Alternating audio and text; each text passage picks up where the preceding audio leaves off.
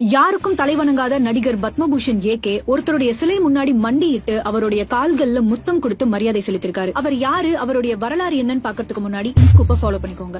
கிரிக்கெட்டை பத்தி தெரிஞ்சவங்களுக்கு எப்படி சச்சின் டெண்டுல்கரோ, ஃபார்முலா 1 ரேசிங் பத்தி தெரிஞ்சவங்களுக்கு ஏர்டன் சென்னா. இந்த பேரை கேட்டாலே F1 ரேசிங் பத்தி தெரிஞ்சவங்களுக்கு புல்லரிக்கும். 1960ல பிரேசில்ல பிறந்த ஏர்டன் சென்னா 1973ல அவரோட 13 வயசுலயே ப்ரொஃபஷனல் ரேசிங்குள்ள வராரு. 1984ல ஃபார்முலா 1 ரேசிங்குள்ள வராரு. வெட் சர்க்கியூட், சிம்பிளா சொல்லணும்னா தண்ணி நிரம்பின பாதையில ரேசிங் பண்றது. ரேசிங் அப்போ தண்ணி அதிகமா செதறும். பின்னாடி வரவங்களுக்கும் ஈவன் டிரைவ் பண்றவங்களுக்கே ரொம்ப சேலஞ்சிங்கா த்ரில்டா இருக்கும். இது டெக்னிக்கலி ரொம்ப கஷ்டமான ரேஸ். இதுல பார்ட்டிசிபேட் பண்றவங்களோட டிரைவிங் ஸ்கில் ரொம்ப வைஸா இருக்கணும். இந்த வெட் கண்டிஷன் ரேஸ்ல சென்னா தான் டாப்பர். இதனாலதான் இவருக்கு ரெயின் மாஸ்டர் அப்படிங்கிற பேர் வந்தது. இவர் டிரைவ் பண்ண கார் கம்பெனிஸ் 1984ல டோல்மேன், 1985 to 87ல லோட்டஸ் அண்ட் 1988 to 1993 வரைக்கும் மெக்லரன். இவர் F1 ரேசிங்ல மெக்லரன் கார் டிரைவ் பண்ணி 3 டைம்ஸ் வேர்ல்ட் சாம்பியன்ஷிப் வாங்கினவர். இவர் 1994ல இமோலா சர்க்கியூட்ல நடந்த San Marino F1 Grand Prix ரேசிங்ல பார்ட்டிசிபேட் பண்ணிருந்தப்போ சிஸ்டம் ஃபெயிலியர்னால கார் கிராஷ் ஆகி மே 1ஆம் தேதி இறந்து போறாரு. அவர் இறக்கிறதுக்கு முன்னாடி 10 வருஷத்தோட ரெக்கார்டு மட்டும் 65 போல்ஸ்ல 41 வின்ஸ்.